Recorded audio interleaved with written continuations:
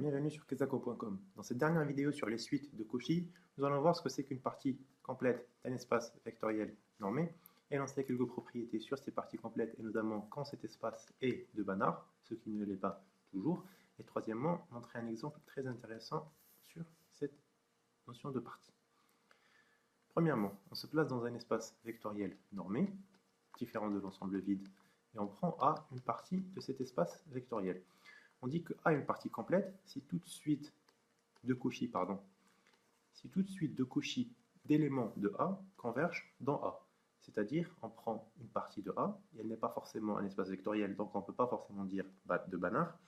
Donc c'est une partie complète si toute suite d'éléments de Cauchy de cette partie convergent dans la partie. Deux propriétés très intéressantes, c'est premièrement que toute partie complète est fermée. C'est-à-dire, si je prends A une partie d'un espace vectoriel, alors si A est complète, c'est-à-dire si toute suite de Cauchy converge, alors A égale à A bar. C'est-à-dire que toute suite d'éléments dans A converge dans A. Deuxièmement, si E est un espace de Banach, alors on a l'équivalence entre A complète si et seulement si A est une partie fermée. Nous allons donc prouver ces deux propriétés. Pour la première propriété, je prends A une partie d'un espace vectoriel E. Et je veux montrer que A est complète implique que A est fermé. Donc je prends UN, une suite d'éléments de A puissance n, qui convergent. Et je veux montrer, en utilisant la caractérisation séquentielle défermée, que la limite de cette suite est dans A. Donc A est fermé. Comme elle converge, elle est de Cauchy. Or, c'est une suite de Cauchy dans A qui est complète, donc elle converge dans A. En fait, on a juste ajouté la caractérisation séquentielle défermée à la définition d'une partie complète pour dire que c'est une partie complète est forcément une partie fermée. Et donc, A égale à A bar, donc A est infermé. C'est évident et c'est simple. Deuxièmement, on veut montrer que si je prends E un espace de Banach, alors on a l'équivalence entre A fermé, si et seulement si A est complète. Et ça nous permettra très facilement de montrer que des parties sont complètes, juste en disant qu'elles sont fermées dans un espace de Banach. La première application, c'est ce que j'ai montré juste avant, c'est-à-dire si A est complète, alors elle est fermée. Maintenant, je veux montrer que si A est fermée, alors elle est complète, c'est-à-dire le sens réciproque. Pour cela, je prends UN, une suite de Cauchy d'éléments dans A puissance n. Et je veux montrer qu'en fait, elles convergent. Et donc, que A est une partie complète, car toute suite de Cauchy, car celle-là a été fixée quelconque, converge. Comme UN est une suite d'éléments dans A puissance n, UN, c'est aussi une suite de Cauchy dans E puissance n, car A est incluse dans E. Or, E est un espace de Banach, donc UN converge. Or, A est fermé, donc la limite appartient à A. Donc, toute suite de Cauchy de A puissance n converge dans A puissance n. Donc A est une partie complète. En fait, c'est juste des théorèmes qu'on superpose et des raisonnements qu'on imbrique pour montrer ces propriétés. Elles sont très faciles. Maintenant, on regarde un exemple très important. On définit cet espace comme étant l'ensemble des fonctions définies de A dans E. A, c'est une partie de E. Et j'ajoute borné. C'est ça le grand B. Donc en fait, ça c'est l'ensemble des fonctions bornées. Qu'on ajoute la norme infinie, et je le rappelle, la norme infinie, c'est le sup de valeur absolue de f de t quand t appartient à A. Et ce sup existe car c'est une fonction bornée, elle n'est pas forcément continue, donc ce sup n'est pas égal à un max. Maintenant, je veux montrer que c'est un espace vectoriel normé de Banach. Donc, c'est déjà un espace vectoriel, je vous laisse le montrer que toute combinaison linéaire de fonctions bornées est une fonction bornée, que ça, c'est une norme, on l'a déjà montré dans des vidéos précédentes. Maintenant, il suffit de montrer que c'est un espace de Banach, c'est-à-dire toute suite de Cauchy d'éléments dans BAE admet une limite dans BAE. Donc, on prend une suite d'éléments de Cauchy dans BAE quelconque, c'est-à-dire, on va montrer pour toute suite, et donc que toute suite converge. Et les deux Cauchy, ça veut dire quoi? Ça veut dire pour tout epsilon supérieur à 0, il existe un rang appartenant à n, tel que pour tout q supérieur ou égal à ce rang, pour tout p supérieur ou égal à ce rang, la norme infinie de fp moins fq infini est strictement supérieure à epsilon. La norme infinie étant le sup de fp de t moins fq de t dt quand t appartient à A, on peut en déduire cette assertion. C'est-à-dire pour tout epsilon, il existe un rang à partir duquel, et en fait on ajoute ce pour tout A appartenant à A, parce que cette norme sera en fait toujours inférieure ou égale à celle-là. Donc ça c'est vérifié.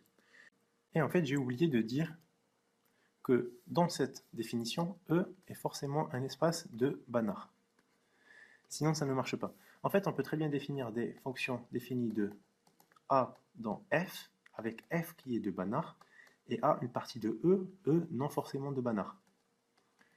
Mais ici, je préfère mettre les A une partie de E, et c'est E l'ensemble d'arrivée pour ne pas se perdre dans les histoires de normes. Alors, j'ai ajouté l'hypothèse que E était un espace de Banach.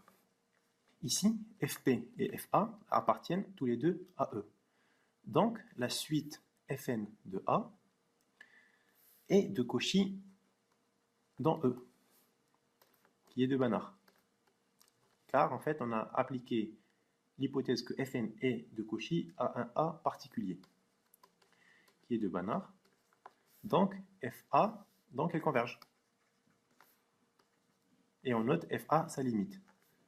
Donc, pour chaque A, on peut trouver un Fa qui soit la limite de la suite Fn de A, qui est de Cauchy dans un espace de Banach, donc converge. Donc, pour tout A appartenant à grand A, on a réussi à montrer que la suite Fn de A est de Cauchy dans convergence, donc on a trouvé une limite pour tout A. Maintenant, qu'est-ce qu'il reste à faire? C'est en construisant cette fonction, qui à chaque A associe la limite de la suite Fn de A, il suffit de montrer que c'est une fonction bornée de A dans E, et qu'au sens de la norme infinie, Fn converge bien vers cette fonction. Premièrement, comment on montre que cette suite est bien bornée? On sait que pour tout epsilon, il existe un rang, donc on prend un epsilon égal à 1 et on pose n1 ce rang. Donc en remplaçant le q par n1 et pour tout p supérieur à n1, pour tout a appartenant à n, on a cette inégalité qu'on a vue auparavant pour epsilon. Et là, on la met pour 1. Et donc quand p tend vers l'infini, ça donne la norme de fa moins fn1 de a inférieure ou égale à 1. Maintenant, il suffit d'utiliser l'inégalité triangulaire, c'est-à-dire la norme de fa, c'est égal à la norme de fa moins f de a plus fn1 de a. Et donc, en utilisant l'inégalité triangulaire et en majorant le premier terme par 1 et en laissant le deuxième terme, on montre ça. Et donc, pour tout a appartenant à a, la norme de f de a est inférieure à 1 plus la norme de fn1 infini. Et donc, la norme infinie de a est bien bornée. Et donc appartient bien à l'ensemble des fonctions bornées de A dans E. Maintenant, il suffit de montrer que la suite Fn tend bien vers F au sens de la norme infinie, pour clore cette démonstration. On sait, encore une fois, que pour tout epsilon appartenant à n, il existe un rang à partir duquel tous ces éléments sont strictement inférieurs à epsilon. Donc ce qu'il suffit de faire, c'est premièrement faire tendre Q vers l'infini, et donc on se retrouve avec Fp de A moins F de A strictement inférieur à epsilon, et il suffit de réécrire cette assertion en remplaçant par ce qu'il y a en haut. Et donc j'aurai, pour tout epsilon supérieur à 0, il existe un n appartenant à n, tel que pour tout p supérieur ou égal à n, la norme de fp de a moins f de a est inférieure à epsilon. Or, comme ça c'est valable pour tout a appartenant à grand A, donc je peux remplacer cette partie par la norme infinie de fp moins f inférieur à epsilon. Et ça, c'est exactement la définition de la limite de fp égale à f. Donc, fn tend bien vers f au sens de la norme infinie. Et donc, on vient de montrer que dans cet ensemble, l'ensemble des fonctions bornées de A dans E avec E un espace de Banach, toute suite de Cauchy converge, et donc c'est un espace de Banach. Tout simplement en créant une suite de Cauchy dans l'espace d'arrivée qui est la suite des fp de A, et en montrant que elles convergent, et en montrant que sa limite est en fait une limite au sens de la norme infinie de la suite initiale Fn et qu'elle est toujours dans l'ensemble des fonctions bornées, alors on a montré qu'en fait toute suite de Cauchy dans cet ensemble est convergente et converge dans l'ensemble même. Donc c'est une partie complète, donc c'est un espace de Banach. Et ainsi on a fini cette démonstration. On a fini le chapitre sur les suites de Cauchy qui sont importantes. Les espaces de Banach sont beaucoup utilisés en topologie et en mathématiques en général. Si vous avez des questions, des remarques, c'est toujours à omar@kesako.com. Merci et très bonne journée.